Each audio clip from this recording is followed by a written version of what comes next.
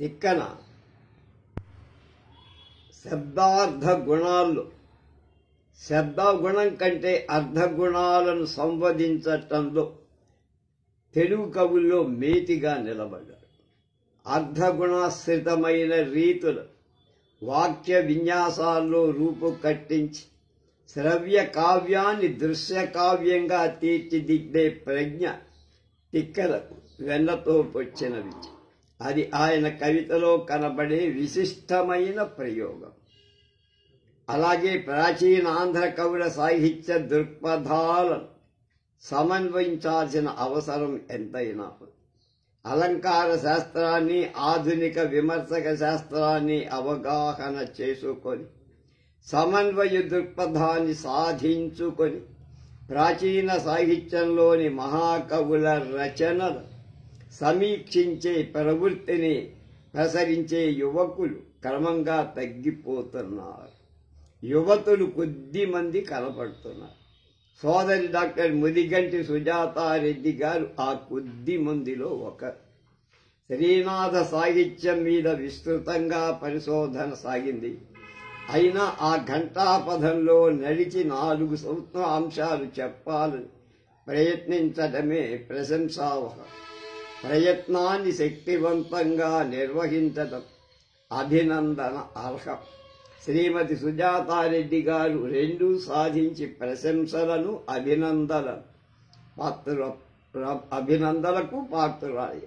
నన్నయ్య తెలుగు కవిత్వానికి రూప మాధుర్యాన్ని ఆత్మవైభవాన్ని కలిగించి తెలుగు లోకానికి ఆదర్శప్రాయంగా అందించారు.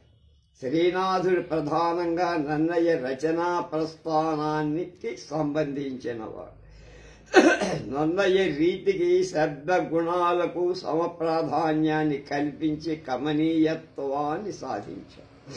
శ్రీనాథుడు శబ్దగుణాల చేత రూపు కట్టే రీతి వైభవాన్ని తన రచనలో సర్వత్రా ప్రవచింపజేసి దానివల్ల శ్రీనాథుడి కవిత పఠితలకు మోహింపచేసే ఒక లక్షణం ఏర్పడి రీతి కవితకు ఆకృతిని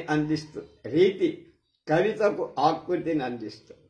రీతులు ప్రధానంగా 3: వైదర్భి, గౌడి, పాంచాలి. వీటిలో వైదర్భి సమగ్ర గుణతో ఉంటుంది. గౌడీ పాంచాలకు సమగ్ర గుణ సంయోగం లేదు. అందువల్ల రీతిని రూపొందించడంలో విశ్వజనీనతను సాధించాలంటే వైదర్భి శరణ్యం కాక తప్పదు. కాళిదాసు వైదర్భి రీతిని పోషించడంలో సంస్కృత కవుల్లో చాలా పేరు పొందినవాడు. కానీ ఆయన గుణ ప్రాధాన్యాన్ని వ్యక్తీకరించటానికి వైదర్భిని వాహికగా ఎన్నుకుంటాడు. శ్రీనాథుడు వైదర్భిని ఉపాసించాడు. కానీ ఆయన ప్రవృత్తి కాళిదాసు కంటే భిన్నం. రీతి మూసలో గుణాలను కరిగించి పోస్తా. శ్రీనాథుడికి గుణం కంటే రీతి రక్తి కట్టడమే ముఖ్యం. శ్రీనాథుడి కవితలో గుణగుంభితత్వం ఉంటుంది. సందర్భోచిత రీతి వైవిధ్యాన్ని వెలారుస్తుంది. ఆ గుంఫనంలో గుణాలు రీతిని వ్యక్తీకరించి తాను ప్రవచించిపోతాయి. దానివల్ల రీతికి విపంచీశ్వర సౌభాగ్యంతో వీణ విశిష్ట కవితాభావ విలాస స్ఫూర్తి అలవడుతుంది. అస్పృష్టాదోషమాత్రాభి సమగ్ర గుణగుంఫిత విపంచీశ్వర సౌభాగ్య వైదర్భి రీతి రిష్యతే అనే వామనుడు చెప్పిన ఉక్తికి సమగ్ర అవతారాన్ని తెలుగు కవితా రంగంలో కల్పించినవాడు శ్రీనాథ్. ప్రసిద్ధులైన కవులందరికీ తమవైన వాగ్వైఖరులుంటాయి. వాగ్వృత్తిలో కవి వ్యక్తిత్వం ప్రతిఫలిస్తుంది. స్వీయ వాగ్వృత్తిని రసానుగుణమైన రీతిలో రమింపచేసిన స్వీయ ముద్రను, సందర్భోచిత రచనా విన్యాసాన్ని కల్పింపచేయటంలో కవి ప్రతిభ ప్రౌఢిమ ప్రదర్శితం. శ్రీనాథుడు సహజంగా రాజసుడైన కవి, ఆత్మాభిమాని. కావ్యోక్తులను స్వీయోక్తులుగా పలికించే ప్రవృత్తి ఆయన. అందువల్ల ఆయన కవితలో రసవృత్తి ఎంత భాషిస్తుందో స్వీయ వృత్తి కూడా అంతగా రాణిస్తుంది. భావి ప్రబంధయుగ కవులకు శ్రీనాథుడు పెట్టిన కవితా భిక్ష ఈ విధమైన కవిత అభివ్యక్తి. శ్రీనాథునికి ప్రబంధ కవులకు మళ్ళా భేదం ఉంది. ప్రబంధ కవులు తమ రచనలు అలంకారాలకు అగ్రతాంబూలమిచ్చి రీత్యాదులను వాటి అంగంగా అనుసంధించారు.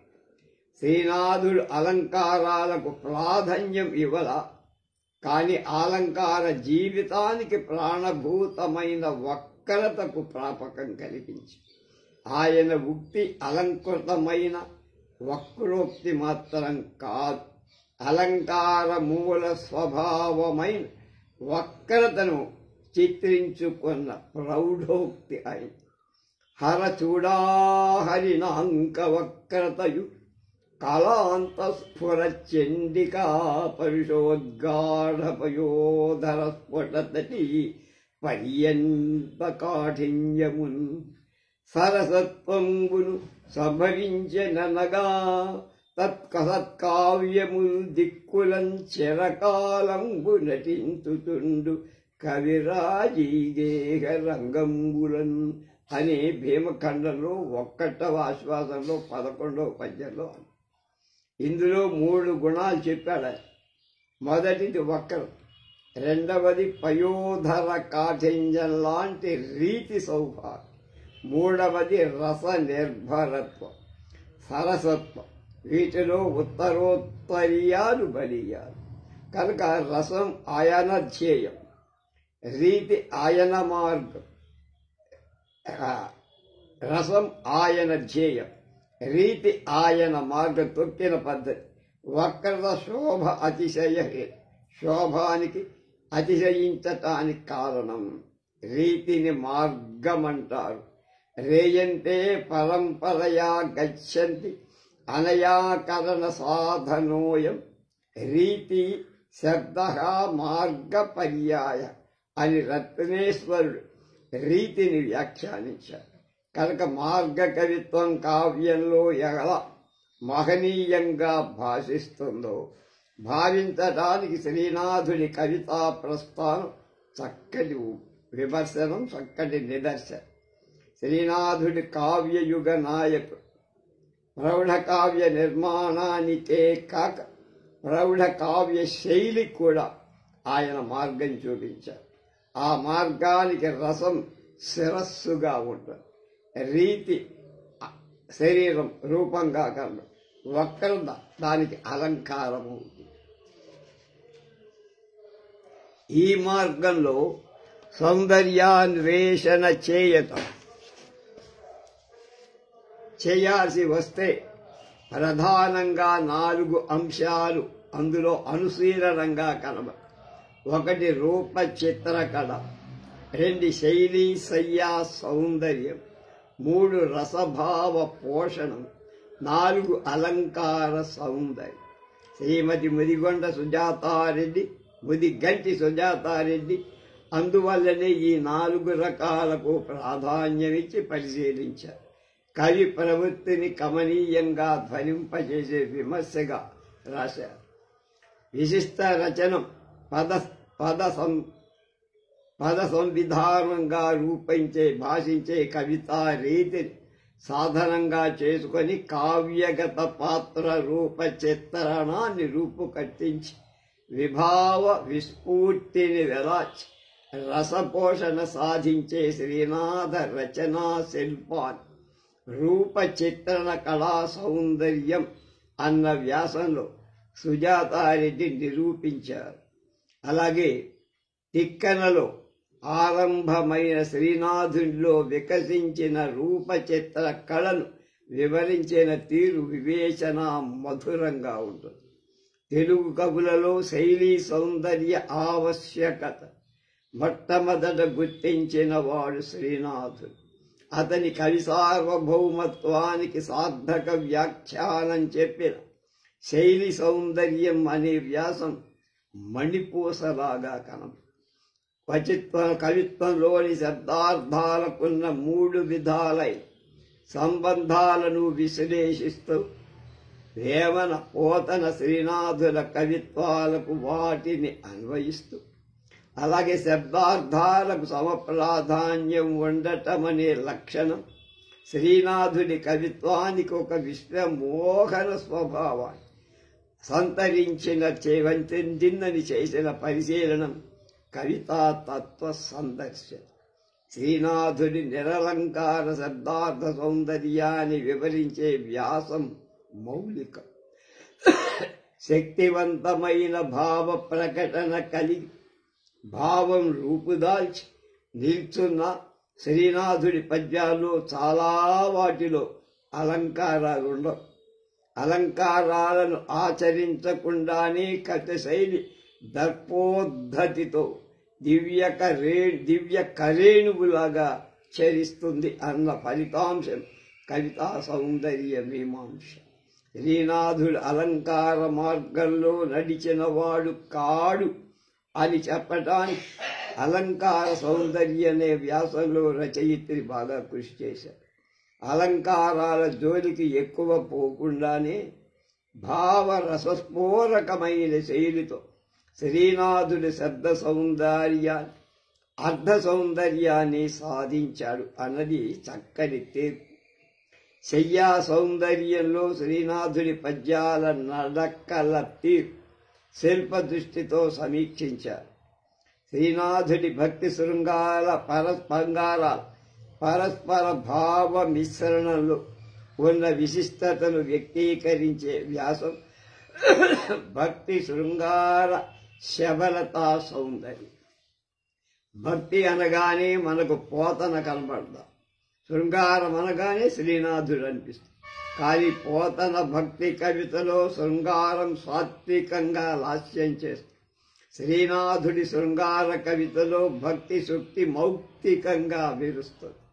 శ్రీ భీమనాయక శివనామధేయంబు చింతింపనేర్చిన జిహ్వ అన్న శ్రీనాథుడికి కమలాక్షు నర్చించు కరములు శ్రీనాథు వందించు జిహ్వ అన్న పోతన భక్తి ప్రవృత్తిలో సాజాత్యం కనపడుతున్న ప్రతిపాదనలో మాత్రం భేదం కలిగి శ్రీనాథుడి శైలిలో భక్తి మునిగిపోతుంది, పోతన గారి శైలిలో భక్తి తేలి ఆడిపోతుంది.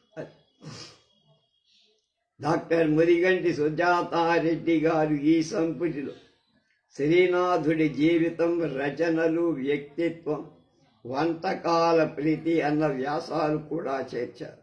శ్రీనాథుడి రసిక వ్యక్తీకరణలో వంటకాల ప్రీతి అభిరుచిలో చవులూరించే రుచి. ఉస్మానియా విశ్వవిద్యాలయ ప్రాంతంలో అలంకార శాస్త్రాభిమానంతో ప్రాచీన కవితా సౌందర్యాన్ని సమీక్షించే ప్రవృత్తి కలిగిన కొద్దిమంది విమర్శకులలో డాక్టర్ ముదిగంటి సుజాతారెడ్డి గారు ఈ వ్యాస సంకలనాలు ఒక విశిష్టమైన స్థానాన్ని సంపాదించుతారు. సాహిత్య విమర్శ రంగంలో సహజ కాంతులతో వెలుగొందే ఈ అభినవ తేజస్విని నేను అభినందిస్తున్నానన్నారు ఆచార్య. ఎన్నో సాహిత్య శాస్త్ర మర్మాలను పరిశీలించి మరెన్నో అంశాలపై అమూల్యమైన పరిశోధన వ్యాసాలు వెలయించి అభ్యుదయ పదంలో ఈ సోదరి ముందుకు సాగాలని ఆకాంక్షిస్తారు. ఆదర భావంతో నాకు ఈ ముందు మాట వ్రాసే అవకాశాన్ని కల్పించినందుకు కృతజ్ఞుడి. శ్రీనాథ కవితా సౌందర్యంలో చిగురించిన లావణ్య రేఖ ఈ పరిశీలన. 11వ అన్నమయ్య కవిత మధుర అభివ్యక్తి. పాఠ్యే గేయే చ మధురం అని రామాయణాన్ని వర్ణించాడు వాల్మీకి. పఠించటానికి, పాడుకోవటానికి మధురంగా ఉండేది రామాయణం. ఏ సాహిత్యంలోనైనా వెలసిన ప్రతి కావ్యానికి ఈ లక్షణాలు రెండు అమరి ఉండటం అరుదు. కనుక అన్నమాచార్య సంకీర్తనల కాలక్షణ కట్టీలకు ఆ లక్షణాలు చక్కగా అమరి ఉన్నాయి. ప్రబంధ కవిత వేరు, పద కవిత వేరు. పద కవిత పాడుకుంటే లేక పాడుతుంటే పరమ రమణీయంగా ఉంటుంది. తెలుగులో వాగ్గేయకారుడు సృష్టించిన సాహిత్యాన్ని పద కవితలని పిలుచుకుంటాం. వారిలో త్యాగయ్య నాదబ్రహ్మ ఆయన రచించినవి కృతులు, అన్నమయ్య మధురస బ్రహ్మ ఆయన రచనలు పదాలు, రామదాసు భావ బ్రహ్మ ఆయన రచనలు కీర్తన. ఈ విధంగా పద కవితల్లో వీరు సృష్టించినటువంటి రచనలు ఒక్కొక్క విశిష్టమైన ప్రక్రియకు ప్రాణం పోశారు. పద కవుల్లో తాళ్లపాక కవుల్ని విశిష్ట స్థానం. వారిలో అన్నమాచార్యులు ఆది కవి. సంగీత సాహిత్యాల్లో సంస్కృత ఆంధ్రాలలో సవ్యసాచి ఆయన. శ్రీ వెంకటేశ్వర స్వామి మీద అనన్య భక్తి పారవశ్యాల కవితలల్లిన పరమ భక్తాగ్రేసరుడాయ. ఆయన హరికీర్తనాచార్యుడని, పద కవితాపితామహుడని, పంచమాగమ సార్వభౌముడని ప్రసిద్ధి. వైష్ణవ భక్తి మార్గంలో తాను సాధించిన ప్రవృత్తి ప్రస్థానంలోని ప్రతి అడుగును అనుభూతిని తెలుగులో రచనగా వెలార్చిన మధుర కవి. తెలుగులోని తీయందనాన్ని భక్తి రసామృతపై చెత్తలు కట్టించిన వాగ్విలాసు. ద్రావిడ వేదాలను తెలుగు కుల్యాలలో నింపిన రసమూర్తి. రామాయణాన్ని విపదలో ఆలపించిన ప్రౌఢ కవి. భక్తిభావ ప్రపంచాన్ని శతక ప్రక్రియలో సాగించిన ఆశు కవి. ద్రావిడ పదాలను తెలుగులో అతని శృంగార మంజరి భక్తిలో ప్రభబిల్లిన రక్తిక మౌక్తికం లాంటిది. సంకీర్తన లక్షణాల గ్రంథం. తాను వెలయించిన ప్రక్రియ ప్రమాణాలను నిర్దేశించే సూత్ర గ్రంథం. ఇవన్నీ ఒక ఎత్తు. మధుర భక్తికి మణితోరణంగా నిలిచే సంకీర్తనలు మరొక ఎత్తు. శృంగార ఆధ్యాత్మిక ప్రవృత్తలలో ప్రకాశించే సంకీర్తనలు 32,000కు పైబడి ఉన్నాయి. తాళ్లపాక వారి సాహిత్యంపై పరిశోధన చేసిన డాక్టర్ వేటూరి ఆనందమూర్తి అన్నమాచార్యుల సంకీర్తనలు వైష్ణవ తత్వం ముల్లెగట్టిన ముత్యాల మూటగా అభివర్ణించారు. ఆనందమూర్తి గారి పితృపాదు శ్రీ వేటూరి ప్రభాకర శాస్త్రి గారు అన్నమాచార్య సంకీర్తనలు వ్రాయబడి ఉన్న రాగి రేకుల బంధాగారాన్ని వెలికితీసి వెలుగు దింపినవారు. తాళ్లపాక వారు పదకర్తలు, వేటూరి వారు పరిశోధకులు. తాళ్లపాక వారిని చదవందే తెలుగు రాదని ప్రభాకర శాస్త్రి గారు అన్నారట. ఆ మాట అక్షరాల నిజమని ఆంధ్ర సహృదయ లోకపక్షాన ఆరుద్ర గారు కూడా అంగీకరించి అనుశీలించి మోక్ష సాధనకు భక్తి ప్రవృత్తులే రాజమార్గమని వైష్ణవ మతం నమ్మి. అయితే భక్తిలో వివిధ రకాలుంటాయిగా. శాంత దాస్య సఖ్య వాత్సల్య మధుర భావాలని పంచవిధ భక్తి రూపాలు. తర్వాత అన్నమాచార్యుల వారి 5 రూపాల భక్తితో తాను నమ్మిన దైవాన్ని ఆరాధించి ఒక్కొక్క భక్తి మార్గంలో కొన్ని వేల గేయాలు రాశారు. భగవంతుని ప్రాణనాథుడిగా ఎంచుకొని మహాభావమే మధుర భక్తి. అదే ఆధునిక భారతీయ సాహిత్యంలో వైష్ణవ భక్తి కవిత అనే పేరుతో చలామణి అవుతాయి. ఈ భక్తి మార్గంలో అన్నమయ్య రచించిన సంకీర్తన వేలాదివే. ఆయన తన జీవితంలో 32,000 సంకీర్తనలు రాశారని చెప్పారు. అందులో సగానికి ఎక్కువగానే శృంగార కీర్తనలు ఉంటాయి. భావించడంలో తప్పే. తానే నాయికగా అలమేలు మంగగా చెప్పిన విన్నో. అలాగే దూతికగా దివ్య ప్రియులకు రాయబారాలు, రాజీలు, రహస్యాలు చెప్పడాలు మొదలైనవి ఎన్నో ఉంటాయి. శృంగార లక్షణ గ్రంథాలలో లక్షణాలకు వ్యతిరేక్తం కాని, ఆ సూత్రాలకు లొంగనివి వేలకు వేలకు ఆయనే రాశారు. నవవిధ భక్తి సంప్రదాయాలు మహాభాగవతంలో కనబడు. పంచవిధ భక్తి సంప్రదాయం వైష్ణవ భక్తి సంప్రదాయానికి సంబంధించి. ఆ సంప్రదాయాన్ని అనుసరించి ఆ విభాగాన్ని శ్రీ రూప గోస్వామి తాను రచించిన భక్తి రసామృత సింధువులో వివరించారు. ముఖ్యస్తు పంచధా శాంత ప్రీతి ప్రేయాంశ్చ వత్సల మధురశ్చ పుచ్చమీజ్ఞేయే యథా పూర్వమనుత్తమ హాస్యా అద్భుతస్తథా వీర కరుణో రౌద్ర ఇచ్యపి భయానక సభీవత్స ఇది గౌణశ్చ సప్తధా అని రూప గోస్వామి నిర్వచనం. ఆయన భక్తిని ముఖ్య గౌణ భేదాలుగా పరిగణించాడు. ముఖ్య భక్తిని 5 విధాలన్నాడు. అవి శాంతి భక్తి, ప్రీతి భక్తి, ప్రియో భక్తి, వత్సల భక్తి, మధుర భక్తి. అలాగే క్రమంగా ఉత్తరాలు శ్రేష్టాలు. అంటే శాంతి కంటే ప్రీతి, దానికంటే ప్రేయస్, దానికంటే వత్సల, దానికంటే మధుర భక్తి గొప్పవి అన్నారు. అలా అంటే మధుర భక్తి అన్నిటికంటే ఉత్తమమైందని ఆయన నిర్ధారణ చేశారు. అలాగా ఆ మధుర భక్తిని విశేషించి ఉజ్వల నీలమణి అనే దానిలో బాగా వివరించారు. ఇక హాస్యాది సప్తవిధ రసాలలో మిళితమై ఉన్నటువంటి భక్తిని గౌణ రసంగా ఆయన పేర్కొన్నారు.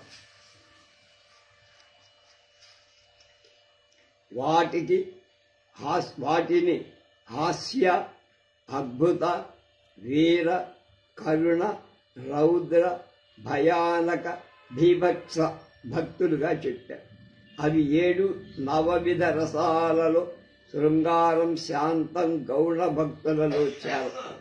మధుర భక్తిలో శృంగారం, శాంత భక్తిలో శాంతం ఉంటాయి. ఆ 2 ముఖ్య భక్తులవుతాయి. అంటే అన్నమాచార్యులు రచించిన ఆధ్యాత్మిక కీర్తన శాంత భక్తికి, శృంగార కీర్తన మధుర భక్తికి ప్రాధాన్యత వహిస్తాయని స్థూలంగా మనం చెప్పాం. వైష్ణవ భక్తి సంప్రదాయంలో ఆ 2లో మధుర భక్తి సంకీర్తనలే ఎక్కువ మెన్న అని భావింపబడుతూ ఉంటాయని స్పష్టం. శ్రీ రూప గోస్వామి ప్రవచించిన భక్తి రస స్వరూపాన్ని గురించి శ్రీ విష్ణుపాద శ్రీ లసచ్చిదానంద భక్తి వినోద ఠాకూర్ రచించిన జైవ ధర్మం అనేటువంటి గ్రంథంలో వివరించారు. అనువాదం జన్నాభట్ల వాసుదేవ సార్. రూప గోస్వామి జగత్తు 2 విధాలన్నాడు. జడ జగత్తు, చిత్ జగత్తు అని. జడ అంటే చిజ్జగత్తులో, చిజ్జగత్తు జడ జగత్తులో అద్దంలోని బింబం ప్రతిబింబించినప్పుడు అపసవ్యంగా కనపడి కుడి ఎడమలు తారు కనుక, అలాగే జడ జగత్తులో శాంత భక్తి ఉత్తమంగా, మధుర భక్తి అధమంగా కనపడు. అయితే అది చిజ్జగత్తులో వాస్తవానికి వ్యత్యస్తరు. భక్తి రసం చిజ్జగత్తుకు సంబంధించింది. అందులో మధుర భక్తి ఉత్తమమని రూప గోస్వామి భావన. దాని వివరణం జైవ ధర్మ గ్రంథంలో ఇలా ఉంది. చిజ్జగత్తులో శాంత ధర్మగత శాంతరసం అన్నిటికంటే కింద ఉంటుంది. దానిపై వాత్సల్య రసం, అన్నిటికంటే పైన మధుర రసం ఉంటుంది.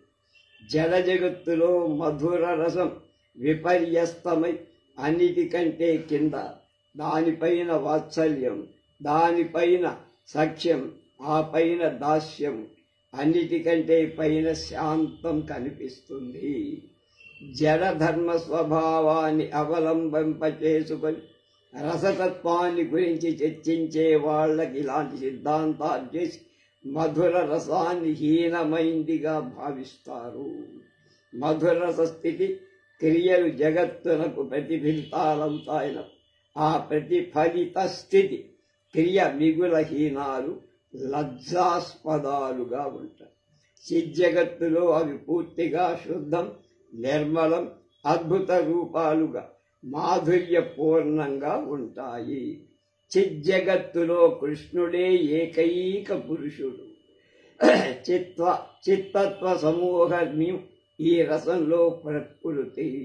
అందువల్ల ఏది కూడా ధర్మ విరోధం అనేది కాదక్కడ. జడానికి ఒక జీవుడు భోక్త అవుతాడు, మరొక జీవుడు భోగ్యం అవుతాడు, పరస్పరం అనుభవించాలని అనుకుంటాడు. ఈ వ్యాపారం మూలతత్వానికి విరోధం అవటం వల్ల ఘృణాలజ్జలకు విషయమైపోయింది. తాత్వికంగా ఒక జీవుడు మరొక జీవుడికి భోక్త కాడు కదా, కానీ జీవులందరూ భోగ్యులే, అనుభవించే. శ్రీకృష్ణుడు ఒక్కడే భోక్త. అలాంటి స్థితిలో జీవుణ్ణి భోక్తగా చేయదు నిత్య ధర్మానికి విరుద్ధమైన వ్యాపారం. ఇది నిజంగా హీనం అయ్యేటువంటి విషయం. దీనిలో ఎలాంటి అనుమానం లేదు. చూడండి, ఆదర్శ ప్రతిఫల చర్చచే జడ స్త్రీలు పురుషుల వ్యవహారం నిర్మలమైన కృష్ణలీలలు రెంటిలో సాదృశ్యంగా తప్పక ఉంటుంది. అయినా ఒకటి చాలా హీనం, రెండోది ఉపాధేయం. భక్తి రసత్వాన్ని, అందులోనూ మధుర భక్తి తత్వాన్ని తెలుసుకోవాలంటే రూప గోస్వామి సమన్వయాన్ని మనం అర్థం చేసుకోవాలి. భాగవతంలోని గోపికా కృష్ణ తత్వాన్ని కాదు, వైష్ణవ భక్తిలోని రాధామాధవ తత్వాన్ని కాదు, ఈ సూత్రంతో అన్వయం చేసుకోవాలి. పంచవిధ భక్తి ప్రస్థానం శ్రీకృష్ణ పరబ్రహ్మం చుట్టూ తిరుగుతుంది. శ్రీకృష్ణ పరమైన భక్తే పరిపూర్ణ రసం అవుతుందని వైష్ణవ భక్తి మార్గం చెబుతోంది. మధుర రసం మధురాకులితో ప్రత్యక్షమైతే శ్రీకృష్ణుడని వైష్ణవ భక్తి తత్వజ్ఞులు భావిస్తారు. అన్నమాచార్యులకు వెంకటేశ్వర స్వామియే పరతత్వం కనుక సగుణ బ్రహ్మం కూడా ఆయనలో అన్ని రూపాలను దర్శించాడు. ఆయన అరుమేలు మంగళూని సర్వ గోపికా తత్వాన్ని రాధామూర్తిని చూసుకున్నాడు. చివరకు తానే అలవేలు మంగగా మారి కీర్తనలు రాశాడు. అలాగే శ్రీకృష్ణ పరమైన భక్తి తత్వాన్ని వెంకటేశ్వర స్వామి పరం చేసిన భక్తాగ్రగణ్యుడు భాగవతోత్తముడు అన్నమాచార్య. క్షేత్రయ్య ఈ భక్తి తత్వాన్ని మువ్వ గోపాల పరం చేశాడు. ఈ విధంగా తెలుగులో పంచవిధ భక్తి తత్వానికి ప్రమాణంగా నిలిచిన పద సాహిత్యం సృష్టించిన గౌరవం, ఆ సంప్రదాయానికి మార్గం చూపిన మహిమ పద కవితా పితామహుడైన తాళ్లపాగ అన్నమాచార్యులకు దక్కింది.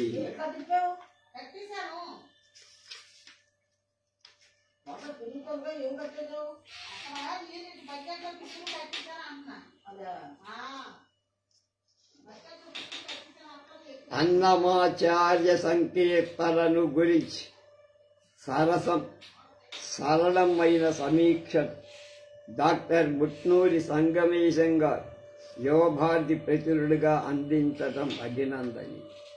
ఇందులో అన్నమయ్య సంకీర్తనలు చక్కగా విశ్లేషించి వాటిని సమన్వయ సుందరంగా ప్రవచించారు. అలాగే అవతారికలో అన్నమయ్యను, అతని సాహిత్యాన్ని పరిచయం చేసి కావ్య సౌందర్యం, వస్తు వైభవం అనే ప్రకరణలు ఆధ్యాత్మ శృంగార కీర్తనల గురించి సమీక్షించటంలో కాకుండా వాత్సల్యాదులను కూడా వివరించి చూపారు. అందుకనే నాయికా నాయకులైన అలివేలు వెంకటేశ్వర స్వాములు గోపికలను, దూతికలను, చెరులను, దౌత్యులను సంయోగ విప్రలంబాదులను వివేచించి నిరూపించారు. 3వ ప్రకరణంలో కావ్య సౌందర్యాన్ని, శిల్ప సంపదను అనుశీలిస్తూ అలంకార నిర్వహణాన్ని, భాషా విశేషాలను, పదకవితా స్వరూపాన్ని సమీక్షించారు. పదకవితా పితామహుని సాహితీమూర్తి ముకురంగా ఉన్నటువంటి ఈ రచన ముచ్చటలు మూట కట్టుకుంది. ఆ విశేషాలు రేపు తెలుసుకుందాం. స్వస్తి.